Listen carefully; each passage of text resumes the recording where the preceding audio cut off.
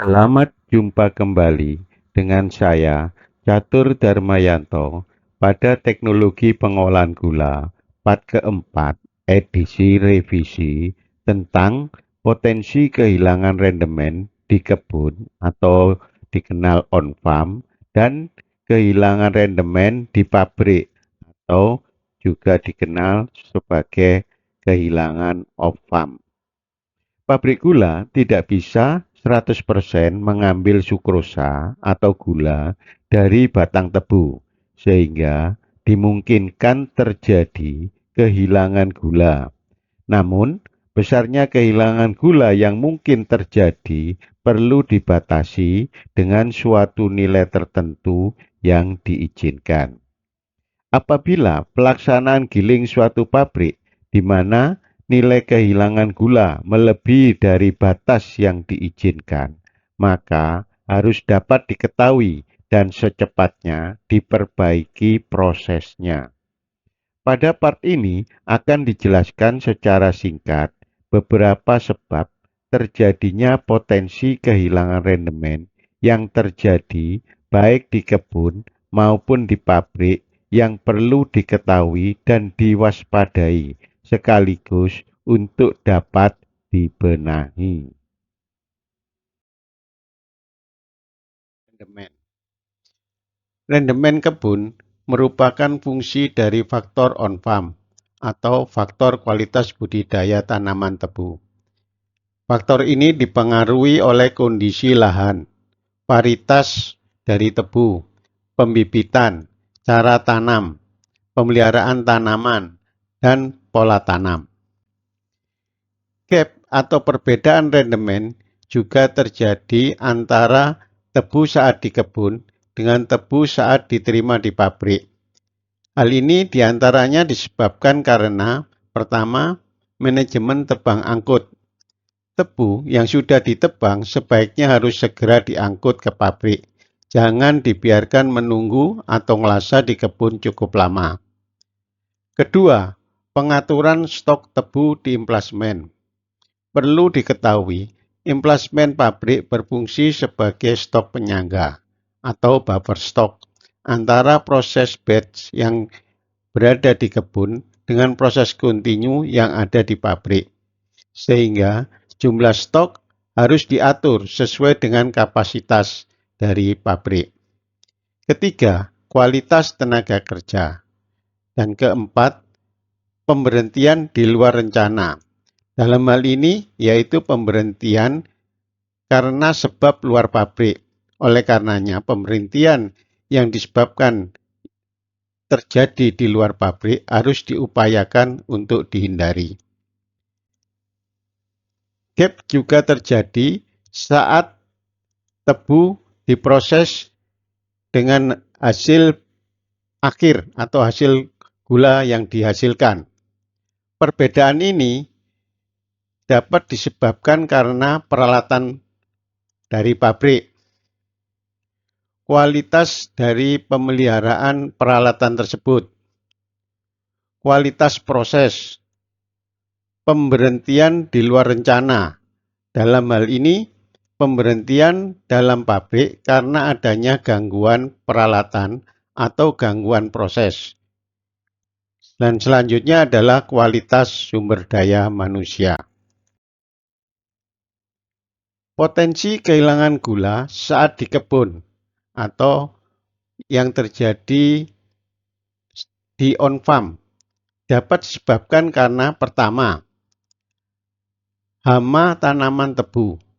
Hama akan merusak bagian batang tebu sehingga sel batang terbuka dan sukrosa dapat rusak atau hilang, atau ada kemungkinan hamanya sendiri yang memakan batang tebu. Kedua, sinar matahari. Sinar matahari akan menyebabkan sel akan mati karena menguapnya air dari sel batang tebu. Di samping itu, keasaman nira akan meningkat yang berdampak terjadinya perpecahan atau inversi sukrosa menjadi lebih cepat. Peristiwa ini akan terjadi apabila batang tebu yang sudah ditebang atau dipotong dibiarkan terlalu lama di kebun dan terkena sinar matahari langsung. Ketiga, batang tebu rusak atau batang tebu pecah yang disebabkan karena terkena penyakit, gangguan alam, atau karena luka potong saat ditebang. Hal ini menyebabkan zat-zat renik atau mikroorganisme masuk batang tebu dan merusak sukrosa atau gula yang dapat menyebabkan sukrosa terhidrolisa menjadi monosakarida, yaitu glukosa dan fruktosa, kemudian diikuti dengan perpecahan monosakarida menjadi suatu ikatan tertentu yang melepaskan energi, di mana energi ini untuk kelangsungan hidup zat-zat renik atau mikroba tersebut. Keempat, batang tebu roboh. Tebu roboh bisa terjadi karena angin kencang. Pada tanaman tebu yang roboh akan selalu berusaha untuk bangkit kembali agar mendapatkan sinar matahari. Dan untuk bangkit diperlukan energi yang didapat dari memecah sukrosa atau memecah gula yang ada pada batang tebu tersebut. Kelima, jadwal tebang terlambat akan menyebabkan tanaman tebu berubah fungsi dari vegetatif ke generatif.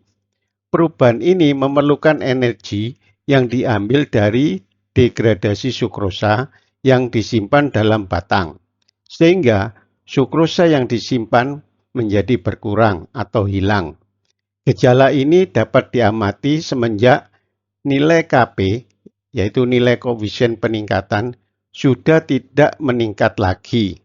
Bahkan apabila nilai Kp mengalami penurunan, menunjukkan kehilangan gula semakin besar. Demikian juga dengan data koefisien daya tahan atau KDT, menunjukkan gejala mulai adanya perpecahan dari inversi gula.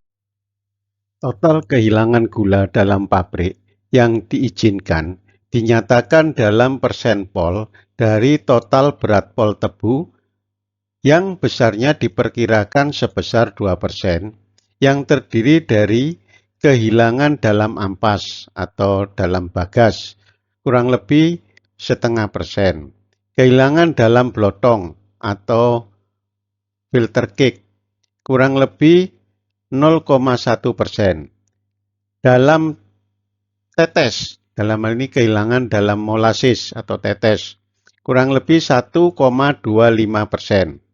Selanjutnya, kehilangan tidak diketahui, kurang lebih 0,15% atau 0,15%.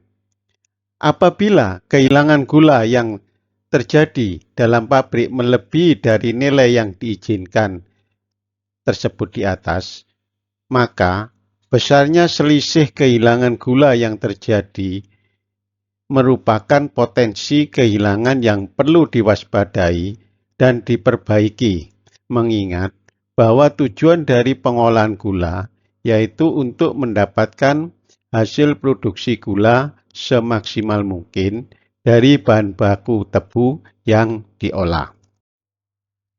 Potensi kehilangan gula di pabrik atau potensi kehilangan gula off-farm. Pertama, potensi kehilangan rendemen secara fisik, di mana potensi kehilangan ini kadang dapat diketahui atau mungkin juga tidak dapat diketahui. Hal ini bisa saja kemungkinan diakibatkan dari cara kerja operasional dari operator yang bekerja as usual atau bekerja seperti biasanya. Mungkin saja operator ini belum paham terhadap sifat dan perilaku dari sukrosa atau gula yang diolahnya. Kedua, potensi kehilangan rendemen yang disebabkan oleh mikroba. Sudah menjadi kenyataan bahwa mikroba atau zat-zat renik sudah ada pada batang tebu sejak tebu ditebang dan dikirim ke pabrik. Sedangkan dalam pabrik mungkin saja mikroba ini kurang mendapatkan pengawasan, sehingga mikroba-mikroba ini tumbuh selama proses produksi berlangsung. Akibatnya, mikroba-mikroba tersebut akan mengkonsumsi sukrosa untuk pertumbuhannya. Selanjutnya, yang ketiga, potensi kehilangan rendemen karena fisika dan kimia. Potensi kehilangan ini terjadi karena terkait dengan sifat dan perilaku sukrosa atau perilaku gula seperti yang dijelaskan pada part pertama, terutama terhadap adanya perubahan suhu, tekanan, dan atau pH. Contoh pertama, potensi kehilangan gula secara fisik, yaitu potensi kehilangan gula atau kehilangan rendemen akibat kebijakan trust maksimum 5%. Hampir semua pabrik gula atau PG mengizinkan bahan baku tebu yang akan diproses mengandung trust atau kotoran seperti pucuk, daun kering, akar, tanah, sogolan, dan lain sebagainya dengan batasan maksimum 5%. Padahal sudah diketahui bahwa trust atau kotoran relatif tidak mengandung gula. Dan saat keluar stasiun gilingan, didapat ampas tebu yang diperkirakan membawa gula atau sukrosa. Oleh karenanya, ampas tebu keluar gilingan maksimum diizinkan mengandung persenpol, yaitu kurang lebih 2%. Oleh karenanya, kebijakan manajemen yang memperbolehkan tebu dengan trust maksimum 5% dapat diterima di PG, maka pelaksanaannya di lapangan harus mendapatkan pengawalan yang baik. Kalau tidak ingin potensi kehilangan gula yang ditanggung pabrik gula lebih besar lagi. Contoh kedua, potensi kehilangan gula secara fisik, yaitu potensi kehilangan gula akibat tebu tercecer setelah ditimbang. Hal ini terutama terjadi pada emplasemen yang menggunakan lori. Perhatikan gambar-gambar pada emplasemen berikut ini. Apabila kita lama berada di suatu tempat yang kondisinya seperti pada gambar-gambar tersebut, mungkin kita akan melakukan pekerjaan dengan as usual atau seperti biasanya. Padahal tebu yang telah ditimbang apabila tercecer, maka pihak pabrik gula akan memiliki konsekuensi untuk mengganti sejumlah gula pada pemilik tebu sebesar sejumlah tebu yang tercecer yang tidak tergiling dikali rendemen yang dihasilkan pada saat itu. Contoh ketiga, potensi kehilangan gula secara fisik, yaitu potensi kehilangan gula akibat tidak disiplinnya menjaga kebersihan sanitasi di stasiun gilingan. Pada part 3 telah dijelaskan bahwa perhitungan rendemen yang digunakan PG-PG kebanyakan menggunakan metode Jawa atau rumus empiris Mr. Holmes, dan pada rumus tersebut terdapat komponen PSHK dengan nilai range dari 92% sampai dengan 98% tergantung dari seberapa besar kepedulian operator gilingan dalam menjaga kebersihan atau sanitasi di stasiun gilingan. Guna memberikan pemahaman pekerja terhadap kepedulian menjaga kebersihan atau sanitasi di stasiun gilingan ini, coba dilakukan simulasi terhadap rumus rendemen metode Jawa dengan asumsi bahwa besarnya nilai komponen selain PSHK tetap seperti pada tabel dan hanya nilai PSHK yang berubah pada kisaran 92% sampai dengan 98%. Maka diperoleh grafik rendemen versus PSHK, yaitu pada nilai PSHK 92%, besarnya rendemen 7,5%. Tapi apabila kebersihan dapat dioptimalkan, sehingga PSHK sama dengan 98%, dengan bahan baku yang sama, dapat dicapai rendemen sebesar 8%. Sehingga selisihnya kurang lebih 0,5%. Contoh keempat, potensi kehilangan gula secara fisik, yaitu potensi kehilangan rendemen akibat adanya kehilangan nira secara fisik selama proses pengolahan yang kemungkinan dapat terjadi di hampir semua stasiun. Tipe kehilangan nira secara fisik yang terjadi di antaranya, pertama, kehilangan nira yang dapat diketahui secara fisik, misalnya adanya kebocoran nira pada pompa-pompa akibat seal dari pompa yang aus, kebocoran pipa-pipa nira atau strobe, atau yang terjadi mungkin adanya tumpahan nira atau strobe. Kedua, kehilangan nira yang tidak dapat diketahui secara fisik, misalnya kehilangan nira akibat intrimen atau percikan nira yang ikut keluar bersama uap nira keluar. Hal ini dapat terjadi pada pan penguapan atau evaporator, atau dapat juga terjadi pada pan masak atau vakum pan. Peristiwa kehilangan ini kemungkinan bisa diakibatkan kurang hati-hatinya operator pada stasiun tersebut dalam mengatur pemasukan nira pada peralatan tersebut.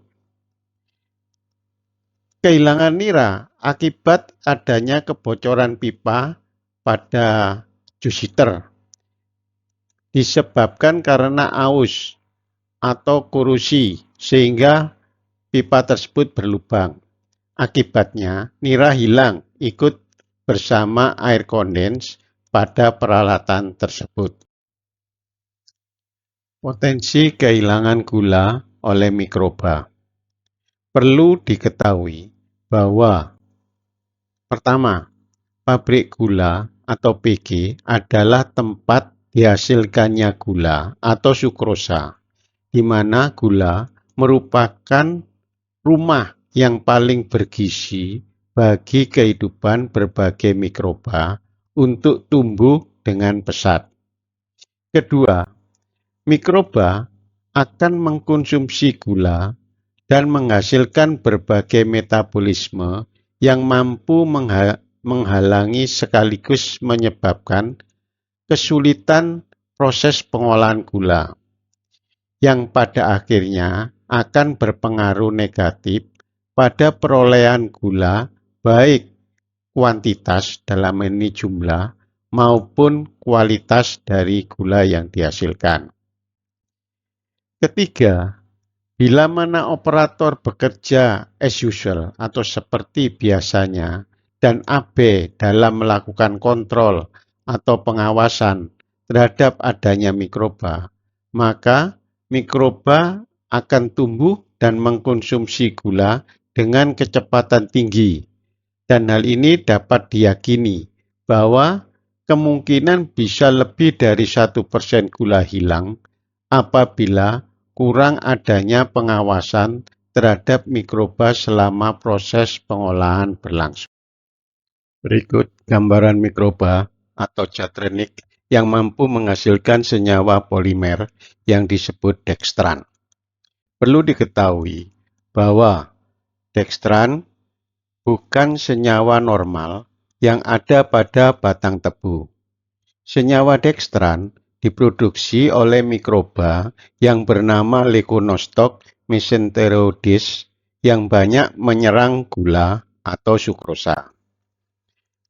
Dextran yang terbentuk akan berada di dalam nira, dan apabila tidak mendapatkan penanganan, dextran akan mengkontaminasi hampir seluruh alur proses pengolahan gula. Dextran merupakan polimer yang mempunyai berat molekul atau BM yang besar, yang memiliki rantai cabang tersusun secara linear dari senyawa glukosa. Hasil penelitian menunjukkan bahwa dextran terbentuk sejak tanaman tebu masih ada di kebun. Hasil penelitian di Pulau Jawa dan Lampung pada tahun 2009 menunjukkan bahwa pada curah hujan tinggi terdapat kecenderungan kandungan dextran pada tanaman tebu meningkat. Oleh karenanya, apabila musim giling berlangsung bersamaan pada musim hujan dengan curah hujan yang tinggi, maka operator pabrik harus lebih waspada dan siap melakukan pencegahan terhadap efek pengaruh dextran dengan menambah bahan kimia pemecah dextran.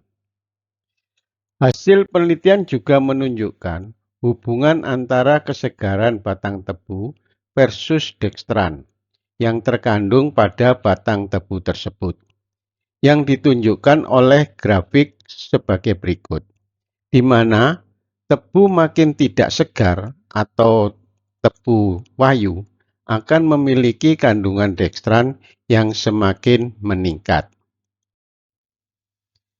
Reaksi kimia terbentuknya dextran. Perhatikan reaksi kimia terbentuknya dextran, di mana dengan adanya mikroorganisme atau zat renik yang bernama Leuconostoc mesenteroides, gula atau sukrosa akan terurai terlebih dahulu menjadi glukus dan fruktus. Selanjutnya, glukosa yang dihasilkan dari penguraian sukrosa tersebut dengan mikroba atau mikroorganisme yang sama diubah menjadi suatu polimer glukosa yang disebut dextran. Dan polimer ini tumbuh secara linier. Berikut gambaran reaksi terbentuknya dextran berdasarkan rumus bangun. Tampak bahwa dextran merupakan polimer glukosa yang dihubungkan satu sama lain, terutama oleh ikatan alfa 1 diglukosa dengan alfa 6 diglukosa. Ikatan ini paling sedikit berjumlah 60%, sedangkan selebihnya merupakan ikatan alfa 1 diglukosa dengan alfa 3 diglukosa yang terjadi pada rantai cabangnya.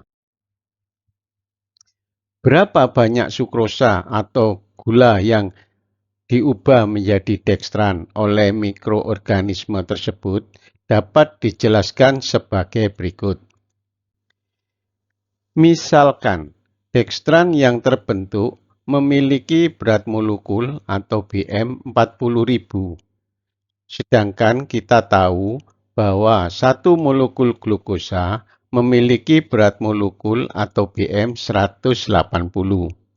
Maka, secara perhitungan akan dibutuhkan 40.000 dibagi 180 gugus sukrosa atau sebanyak 222 gugus sukrosa yang terurai. Dari perhitungan tersebut dapat dibayangkan bagaimana jika berat molekul dextran yang terbentuk ini mempunyai berat molekul yang lebih besar lagi. Hal ini akan mengakibatkan jumlah produksi gula menjadi tidak maksimal.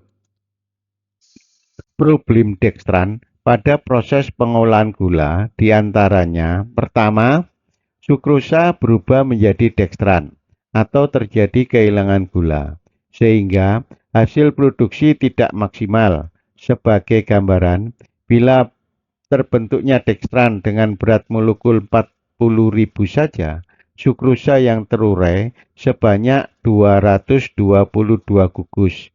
Dapat dibayangkan bila peristiwa terbentuknya dekstran dibiarkan tanpa ada penanganan.